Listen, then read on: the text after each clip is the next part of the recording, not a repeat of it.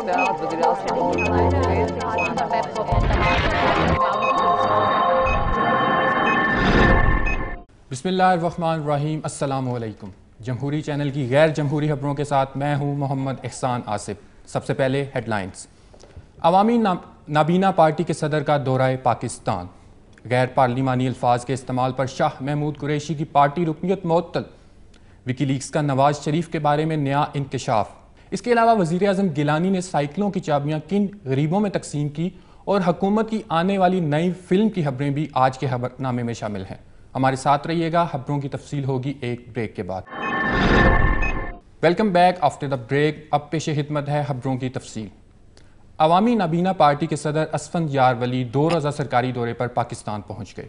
Airport पर 21 बरकी कुमकुमें जलाकर उनका इस्तकबाल किया गया। दौरे का मकसद सूबा खैबर पख्तूनख्वा में उनकी पार्टी की गुमशुदा हुकूमत की तलाश है।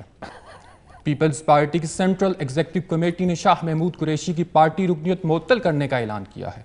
उन पर इल्ज़ाम है कि उन्होंने सदर पाकिस्तान के खिलाफ नेक, ईमानतदार और दूर अंदेश लीडर जैसे गैर पार्लिमानी अल्फाज का इस्तेमाल किया है। सीनियर तजिया निगार सलीम बुहारी ने मुल्क में मौजूदा ग़ज़ाई बहरान का जिम्मेदार एजाज बट के साथ साथ नवाज शरीफ को भी करार दे दिया। अफगान हुकूमत का कहना है कि साथी पार्लियामेंटेरियन को जूता मारने वाली खातून ने दहशत गर्दी की तरबियत पंजाब असम्बली से हासिल की, जबकि जूते के DNA टेस्ट से ये बात मंजर आम पे आई है कि जूता कुछ अरसा डॉक्टर फिरदौस आशिक अवान के इस्तेमाल में भी रह चुका है। अब तक के बुलेटिन में इतना ही। मजीद खबरों के लिए हमारी वेबसाइट विजिट कीजिए www.stickjudge/abdullahsultan.com। Allah Hafiz. As far as content is concerned, this is excellent. Thank you.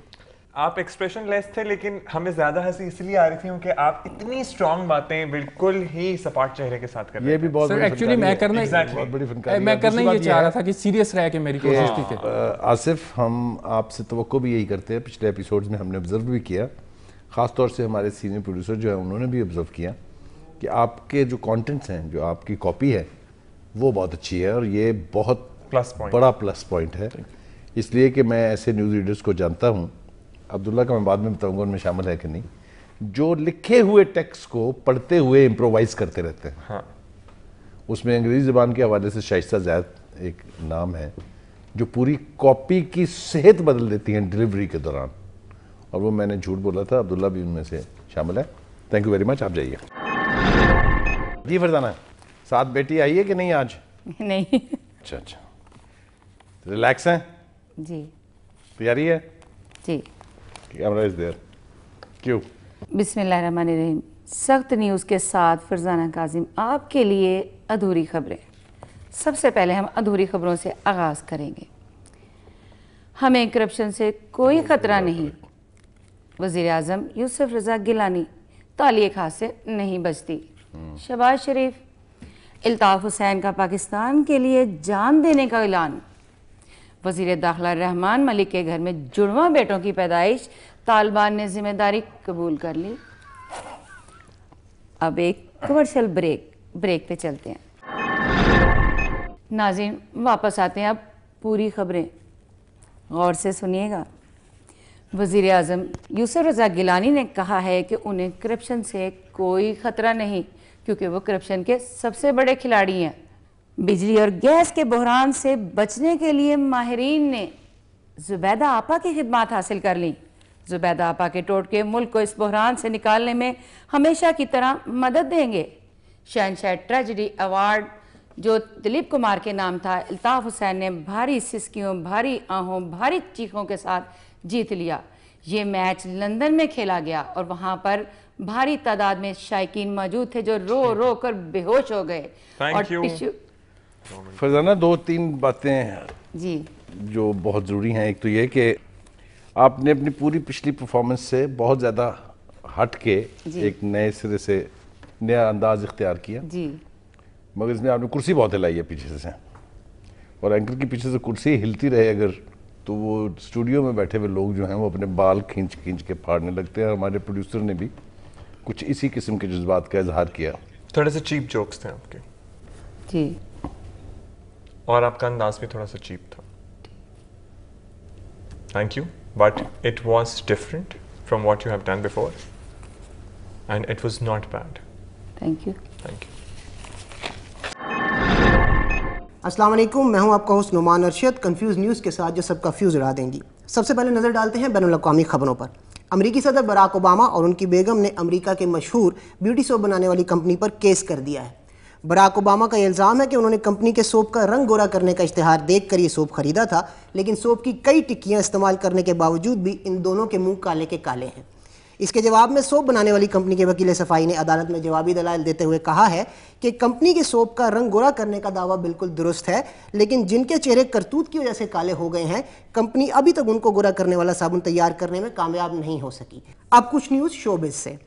अदाकारा मीरा के शादी करने के ऐलान ने पाकिस्तान के नौजवानों के दिलों पर टर्बो गियर लगा दिया है, लेकिन इसके साथ ही मीरा ने यह भी कहा है कि वो उस शख्स से शादी करेंगी जो कश्मीर आज़ाद करवाएगा। हमें आज समझ में आया कश्मीर आज़ाद क्यों नहीं हो सका।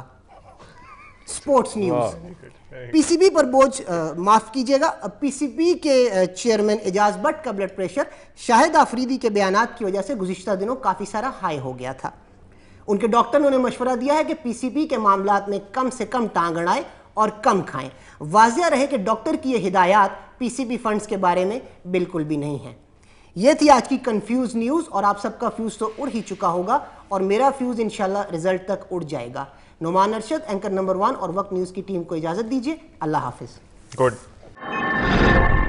अस्सलाम वालेकुम। वक्त न्यूज़ के मार्च स्टूडियो से मैं हूं मरियम मुस्तफ़ा। सबसे पहले वक्त हेडलाइंस। सदर जरदारी ने अपने हरीफों को मुतबन्ने किया है कि उनकी कुर्सी अब ताहयात उनकी है। वजीर आज़म पीर गिलानी ने कहा है कि कमज़ोर अवाम फौज को मैली नज़रों से ना देखे। हुकूमती तर्जुमान ने खुशखबरी दी है कि अब सबको ज़रूरियात ज़िंदगी उनके घर में दस्तयाब होंगे। नवाब असलम रईसानी एक बार फिर बेहोश। तहरीक इंसाफ के सरबराह ने नवाज शरीफ और जरदारी को चैलेंज कर दिया। इस न्यूज़ बुलेटिन में कुछ और भी खबरें शामिल हैं, मगर एक ब्रेक के बाद। वक्त के साथ रहिए। Welcome back. अब खबरों की तफसील।